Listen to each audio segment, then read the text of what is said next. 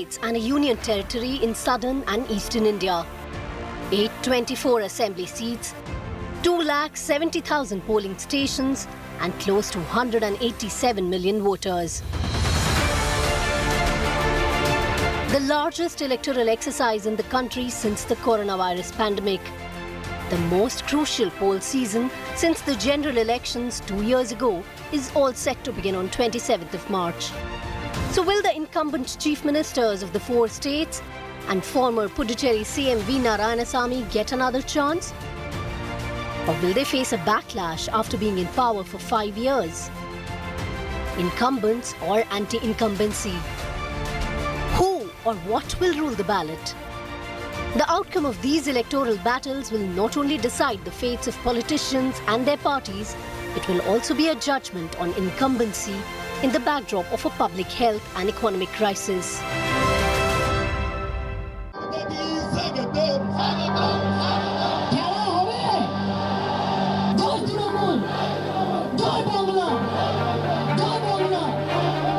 There are 3 factors that favour Mamata Banerjee as an incumbent chief minister. First, of course, is her charisma. আর যদি BJP বসে ভেবে থাকেন যে আমার একটা পা ভেঙে দিয়ে আমি এক পায়ে খেলতে পারবো না, জানেন তো নিহত বাঘের থেকেও আহত বাঘ আরো ভয়ঙ্কর। আমি এমন খেলা খেলবো এক পায়ে, বুঝতে পারবেন আমার মা বোনেদের দুটো পা, তাদের সাপোর্টে আমি খেলবো। By any stretch of imagination, Mamata Banerjee continues to remain the tallest political figure in the political horizon of West Bengal. Nobody can so far match her charisma. Even her opponents will accept this. Despite a lot of effort by the BJP, they have not been able to field anybody against Mamata Banerjee who would challenge her as the BJP's chief ministerial face. Therefore, Mamata Banerjee continues to enjoy tremendous popularity across each and every segment in West Bengal. The second point, of course, is her clean image. Despite the BJP and other political parties targeting the Trinamool Congress over the corruption plank and petty corruption at the grassroots of the Trinamool Congress. इतने ही घोटाले करके बंगाल के गरीबों को लूटा गया है, बंगाल की संपदा को लूटा गया है, आपने क्या बाकी छोड़ा है? Mamata Banerjee has remained out of bounds from that narrative. এতই যদি তোদের দিদি আর ভাতিজা বলতে হয়, তাহলে আমি চ্যালেঞ্জ করছি অমিত শাহকে, first you contest with Abhishek Banerjee and tell the name আর কি করেছে তোমাকে বলতে হবে।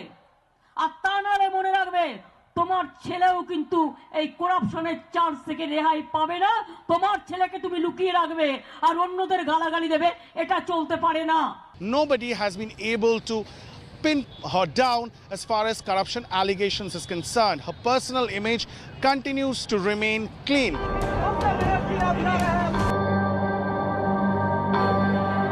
Despite the CBI questioning Mamata Banerjee's family members, Abhishek Banerjee's wife and others in connection to the cow smuggling and coal smuggling cases, Mamata Banerjee has remained completely out of the purview of any question mark over corruption allegations so far. And therefore, a clean image continues to be one of her biggest strengths in this election. তুমি 1-to-1 Mamata ব্যানার্জির সাথে করো, 1-to-1 তুমি কত খেলতে পারো আর আমি কত খেলতে পারি দেখা যাবে খেলায়। And finally, of course, the Trinamool Congress's grassroots connection. The Trinamool, by its very definition, means grassroots. And over the past 1 decade, the party has been able to create a very, very strong network of grassroots organization, something that remains unmatched and something that the BJP has been trying hard to match over several years now. There are, of course, 3 factors that might go against Mamata Banerjee's bid for a 3rd term in office. The first and foremost being anti-incumbency. The other factor, of course, is petty corruption or grassroots corruption that has literally plagued the Trinamool Congress in the final term, in the last few years of its second term in office. We've seen how Prashant Kishore, poll strategist, has been roped in by the Trinamool Congress leadership to somehow manage this petty corruption at the grassroots level that has really spread like cancer and has caused the Trinamool Congress quite a lot of heartburn and massive number of seats in the 2019 Lok Sabha elections to the BJP.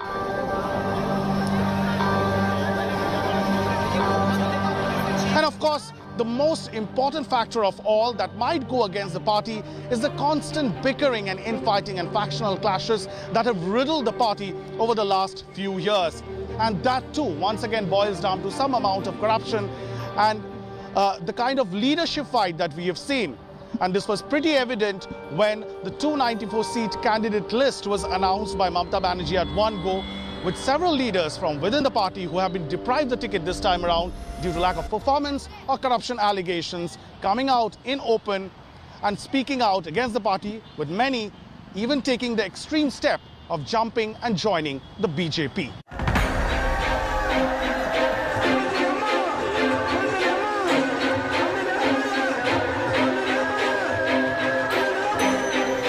Edappadi K. Palaniswamy became the Chief Minister of Tamil Nadu after the demise of former Chief Minister Jayalalitha. Since then, he faced a lot of hurdles but made sure that he's known as a leader of AIADMK and the face which he projected from 2020 very clearly.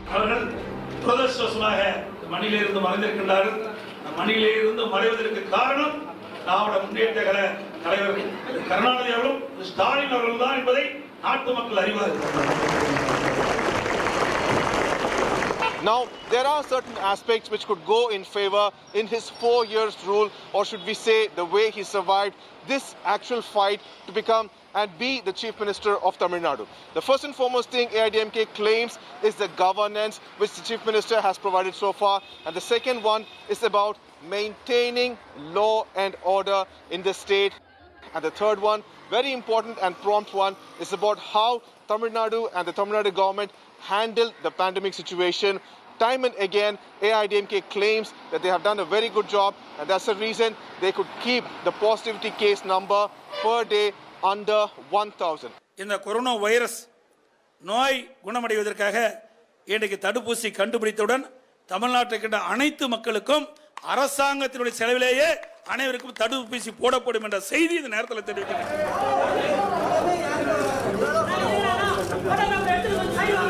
At the same time, there are some interesting aspects to the manifesto as well. Now, the Chief Minister has mentioned, considering women, keeping women in mind, that they will be provided 1,500 rupees per month, 6 LPG cylinders per year. That is also free, and there are several other aspects that is also being provided, keeping women in mind, or should we say women-centric. And not just that, there are several offers that are being provided for students as well. And here, Chief Minister has also waived off farm laws in different aspects too. So these are all considered to be the things that would go in favor of the Chief Minister in 2021 elections. Though the Chief Minister claimed that all is well under his rule, there are certain issues that is expected to go against him in this election. In law and order aspect, 3 important cases. 2018 anti-sterilite protest where 14 people were shot dead by Tamil Nadu police.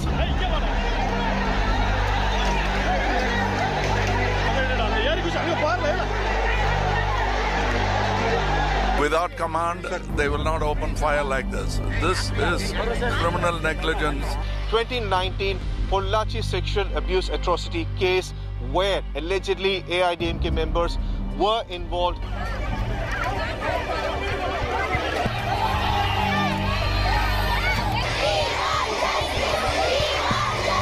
And 2020, the death of father and son, Jayaraj and Benig's custodial death.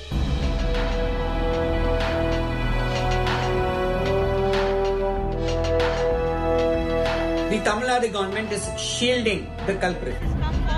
And now EPS is also standing. In these 3 cases, the Chief Minister could not take a strong stance, and the court had to intervene before the guilty could be punished. Not just that, when it came to NEET, for several years, AIADMK was promising that NEET would be scrapped. It couldn't be done, and finally, the state had to go ahead and provide 7.5% internal reservation for government school students. And most important aspect that they can go against the Chief Minister is about the internal party issues which he has with the current Deputy Chief Minister, O. Pannirselvam. And another important aspect is about the allegation by opposition parties that AIADMK is nothing but a proxy government for BJP.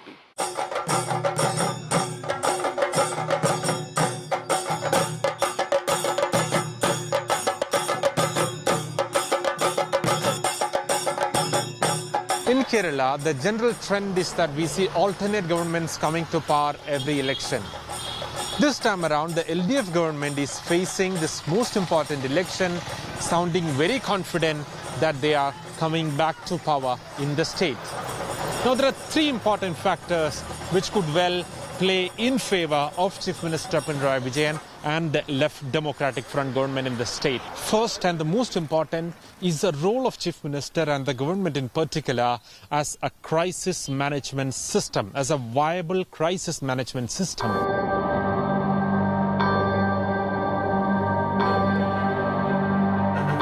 We saw that during the floods of 2018, when the most parts of central Kerala was literally flooded by waters, heavy rains. We saw how the government rose to power as a crisis management system. Chief Minister was holding press conferences every day, assuring all possible help. Even after almost 30 lakhs of people were displaced in the flood, the government machinery managed to keep the death toll well under 500. So that, they believe, is a huge bonus, and that shows the efficiency of the system.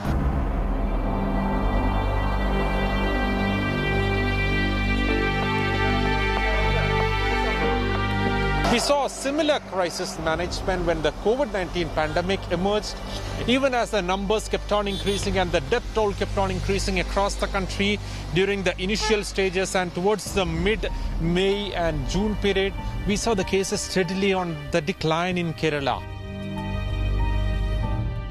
Nipah incident is a very good experience to us. With that experience, we have planned everything earlier. And even now, though there is a perception that the cases are high in the state machinery has managed to keep the death rate well below 100, to be more precise, roughly around 0.4%. Now, this is one of the most important factors why the government believe that they have a good chance of coming back to power. And not just this, the second important factor is the way the government has handled the distribution of welfare pensions, because even the previous governments used to give welfare pension as a kind of support for the people who are deprived of any other income, who are above a particular age, mostly the elderly population. If the welfare pension was around 600 when this government came to power, and there was roughly around 18 months of pending pensions to be paid out, this government ensured that they cleared the arrears, and when they are facing the elections 5 years down the line, the welfare pension has been increased to 1,600 per person per month. That's not just all. The government has also ensured, or they claim, that more people in the state has got a house of their own during their tenure. According to Chief Minister Pinarayi Vijayan, the government has completed the projects of 2.5 lakh houses to the poor, which was mostly funded by the state government money. And also the government claims over 1.5 lakh houses are yet being constructed, which is in addition to this 2.5 lakh. Even as the Left Democratic Front faces this election with a tagline, Urappan LDF, meaning it's LDF for sure, there are at least a few who do not really believe that things are going to be easy for the Left Democratic Front government.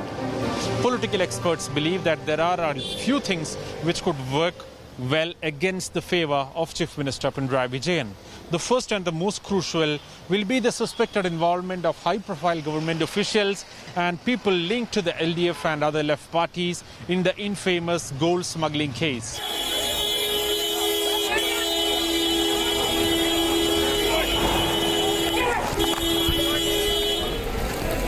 If you remember, a few months back, the central agencies had arrested M. Shivashankar, a senior IAS officer and principal secretary to Kerala Chief Minister, and he was put in jail for over 80 days before he got bail and he was released. The second is the allegations of inappropriate appointments at the government jobs. Over the last 2 months, the government has given appointment or regularized the appointment of many temporary staff in government sector. The opposition alleges that this is a system to undermine and sabotage the system of Public Service Commission, which usually gives appointment to people in government sectors. The third, and which many experts believe could actually work well against them if not handled carefully, could be the Sabrimala issue. Though this actually seems to be a very old issue, this has actually come to the limelight over the last few weeks as the opposition, the BJP and the Congress, has raised this issue once again.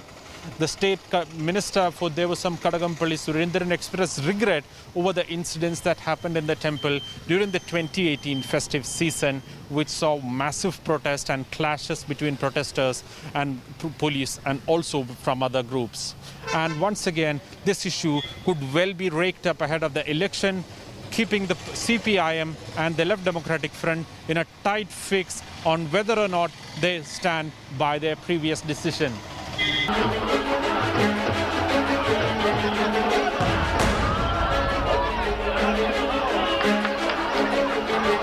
In the northeastern state of Assam, Chief Minister Sarbanand Sonowal is seeking a second straight term for himself, and it's got a lot to do with his image. A very clean image with no allegations of corruption against him. Although the state was rocked by a recent sub-inspector recruitment scam in the Assam police. Now, Sonowal heads the Home Department, but he's been claiming that it's the Chief Minister's office which unearthed the entire scam, and nobody who was involved in it was spared. Also, in a state which is driven by identity politics with several ethnicities and tribal groups, a lot of push and pulls for power among them, Chief Minister Sonowal has largely been able to keep himself away from any controversy vis-a-vis these groups and ethnicities, despite being a tribal leader. And more so, it is important because he comes from a party, the BJP, which believes in homogenization of cultures.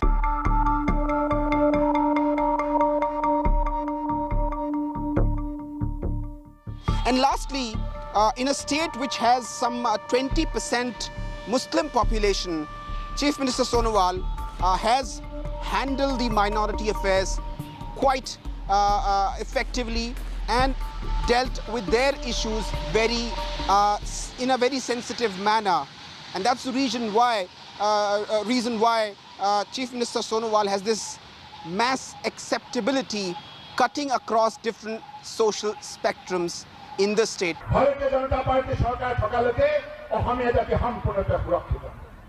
Congress and Puducherry AIDF, এই দুই হইছে অসমীয়া জাতিৰ মহাশত্ৰু। দুই শক্তি এটা মিলিত প্ৰচেষ্টাৰে অসমীয়া জাতিক নিঃশেষ কৰাৰ গভীৰ ষড়যন্ত্ৰ ৰচনা কৰিছে। ইয়াক সম্পূৰ্ণৰূপে নিঃশেষ কৰিব লাগিব। পাৰিবনে নাই? ভাৰত মাতা কি জয়!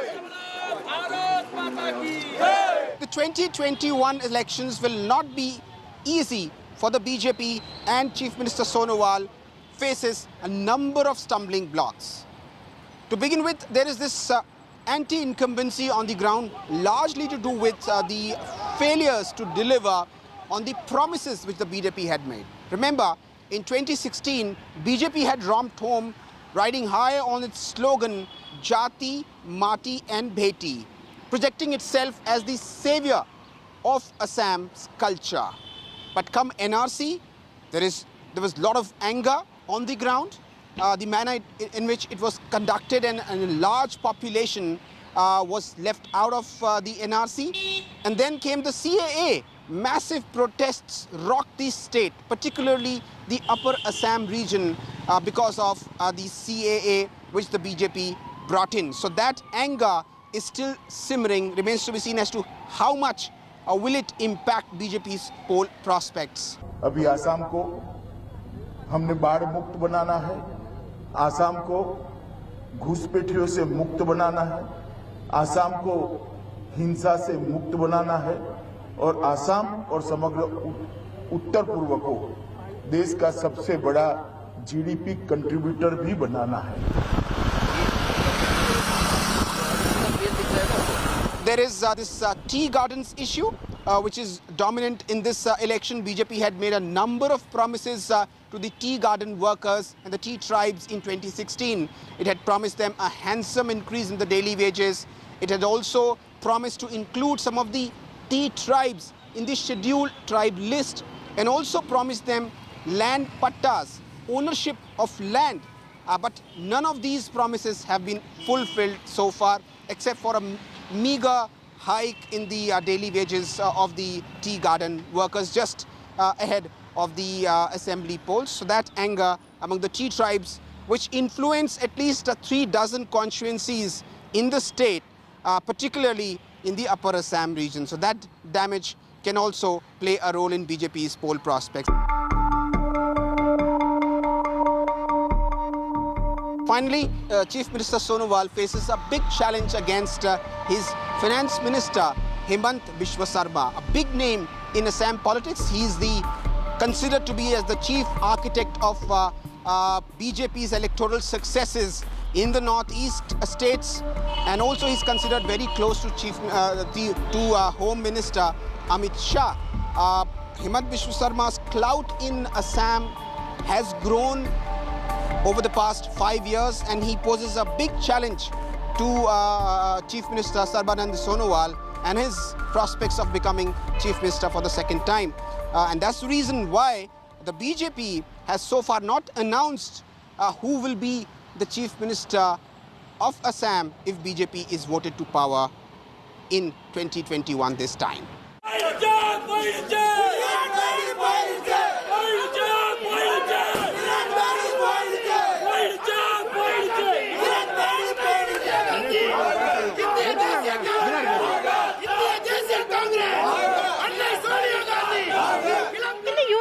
Of Puducherry, a much sorted out tourist destination, a political turmoil is underway. President's rule is in place after the Congress government in the Union Territory failed to win a confidence motion. There are a few factors in favor of the Congress in the Union Territory though. One, a sympathy about how the Congress government fell just days before the upcoming elections. And two, a question if the BJP in the centre was involved in the kind of political turmoil that the Union Territory is now facing. And point three, the Kiran Bedi factor. Even though CM Narayan Swamy had been raising questions and also concern about the over-involvement of the Lieutenant Governor, nothing much was done the last 4 years. But days before the non-confidence motion, when the Lieutenant Governor was removed, the people of Puducherry got victory by removal of Dr. Kiran Bedi because she was stopping welfare schemes. She was ignoring the elected government. She was interfering in the day-to-day administration. She was running a parallel government. This once again has reiterated questions in the hearts of the people if the Kiran Bedi factor was really brought in by the centre only to disrupt the Congress government in the state or not. The disappointment towards former Chief Minister Narayan Swamy and the Congress has also been high in Puducherry. They have been questioning about the kind of welfare activity that the government has done for the people there in the last 5 years. Well, even when Rahul Gandhi had visited the Union Territory, people had raised their objection and had even questioned what exactly did the government do for them. At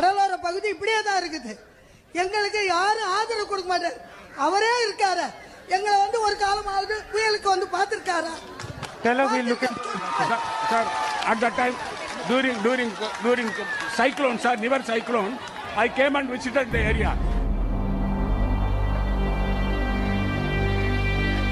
Point number two, the fatigue factor also comes up here. The constant fights between CM Narayanaswamy and Lieutenant Governor Kiran Bedi have been a talking point there. Most of the time, the government took its effort only to hit back at Kiran Bedi than really work in the ground level. And the third that is working in favor of NR Congress and the BJP is the fact that the centre has the BJP in power, and the thought process that the people might be able to get better government with the NR Congress BJP alliance, which means a centre state alliance which are having similar parties in power.